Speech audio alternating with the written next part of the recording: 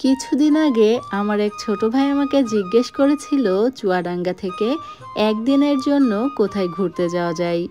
সকালে ঘুরতে যেয়ে আবার সন্ধ্যায় ফিরে আসা যাবে এমন একটি জায়গার সন্ধান চেয়েছিল।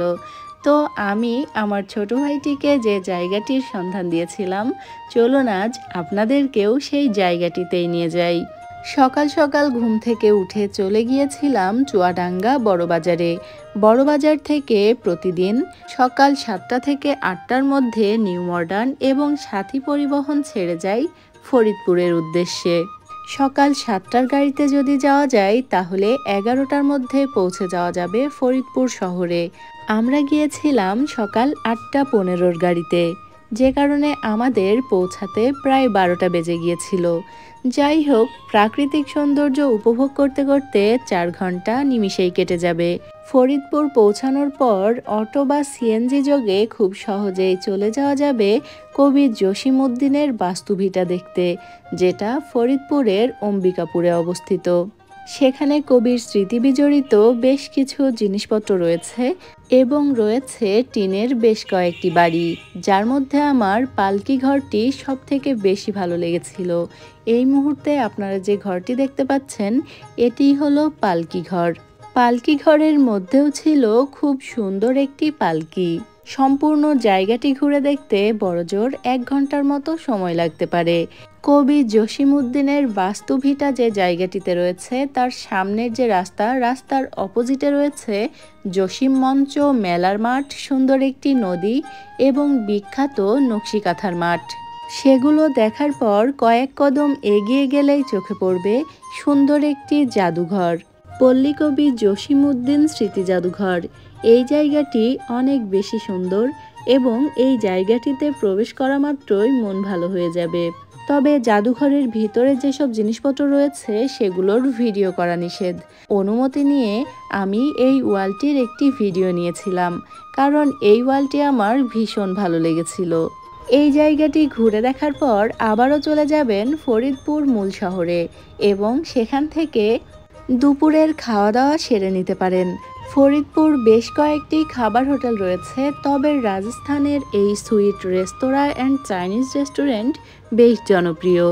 এখানে প্রতিদিন দেশি বিদেশি বিভিন্ন ধরনের খাবারের আয়োজন করা হয়। আমরা আমাদের পছন্দ মতো খাবার অর্ডার করেছিলাম, যার মধ্যে ছিল দেশি মুরগির মাংস, ছিল বোয়াল মাছ, কয়েক পদের ভর্তা, ভাজি এবং ডাল। আমরা অনেক মজা করে খেয়েছিলাম, খাবারের স্বাদও ছিল অনেক ভালো। আর সবথেকে বড় যে সমস্যাটি হয়, হোটেলে খেতে গেলে খাবারে অনেক বেশি ঝাল থাকে, যেটা এই হোটেলটিতে ছিল না।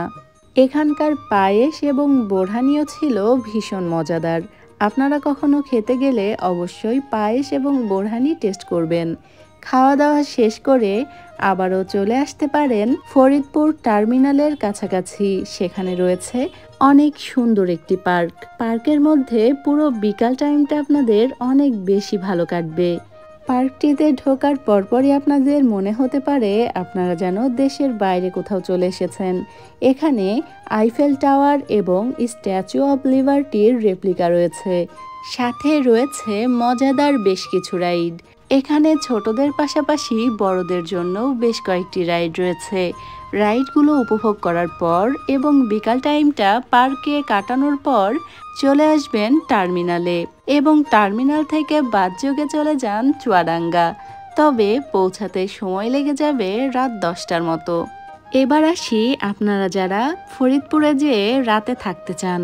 ফরিদপুরে খুব ভালো মানের হোটেল পাওয়া যাবে না, কারণ এটি কিন্তু পর্যটন এরিয়া নয়, একটি জেলা শহর। এখানে মোটামুটি মানের বেশ কয়েকটি হোটেল রয়েছে, যার মধ্যে আমরা ছিলাম হোটেল হোয়াইট হাউসে। এখানে এসি এবং নন এসি 2 ক্যাটাগরির রুম রয়েছে এবং এসি রুমের ভাড়া শুরু 1500 টাকা থেকে এবং শেষ 3000 টাকায়। বুঝতেই পারছেন যে এখানে রুমের সাথে অন্যান্য আর কোনো সুবিধাই পাওয়া যাবে না। যেমন 3 স্টার থেকে 5 স্টার মানের হোটেলগুলোতে ব্রেকফাস্ট লাঞ্চ অনেক সময় প্যাকেজ থাকে, যে ব্রেকফাস্ট লাঞ্চ ডিনার সব কিছুই রুমের সাথেই দেওয়া থাকে। তবে 3000 টাকার রুমে কিন্তু সেসব আশা করা একেবারেই বোকামি। যাই হোক, আপনাদেরকে প্রথমেই তো একটি খাবার হোটেলের রিভিউ দিয়ে দিলাম। এরপর ফরিদপুর টার্মিনালের পাশেই রয়েছে ছোট ছোট আরও বেশ কয়েকটি খাবার হোটেল, যার মধ্যে আমরা রাত্রে খেয়েছিলাম বিসমিল্লা হোটেল থেকে। হোটেলটি ছোট হলেও খাবারের স্বাদ কিন্তু অনেক ভালো ছিল, আর এখানকার দেশি কই মাছের স্বাদ অনেক বেশি ভালো ছিল। ফরিদপুর ভ্রমণে এসে যারা রাতে থাকবেন তারা অবশ্যই সকালবেলা চলে যাবেন খোকা মিয়ার মিষ্টি খেতে। খোকা মিয়ার রসগোল্লা বা তেঁতুলতলার রসগোল্লা শুধু ফরিদপুর নয়, বরং দেশব্যাপী জনপ্রিয়। সকাল 7টার দিকেই তারা মিষ্টি বানানোর কাজ শুরু করে, আর কয়েক ঘন্টার মধ্যেই সেই মিষ্টি কিন্তু শেষও হয়ে যায়। তেঁতুলতলার রসগোল্লার সবথেকে বড় বৈশিষ্ট্য হলো এটি যেমন নরম তুলতুলে, তেমন মিষ্টিতে মিষ্টি কম। কিছু কিছু রসগোল্লা এত বেশি মিষ্টি হয়ে থাকে যে 2-1টির বেশি আর খাওয়া যায় না, কিন্তু তেঁতুলতলার রসগোল্লা তো আমি নিজেই 20-25টা একসাথে খেয়ে নিতে পারবো। যাই হোক, অনেক গল্প করলাম, আজকের ভিডিওটি এখানেই শেষ করছি। আবারও ফিরে আসবো নতুন কোনো ভিডিও নিয়ে। সে পর্যন্ত আমাদের সাথেই থাকবেন। এতক্ষণ যারা আমাদের ভিডিওটি দেখছিলেন সবাইকে অনেক ধন্যবাদ। ভালো থাকবেন, দোয়া রাখবেন। আল্লাহ হাফেজ।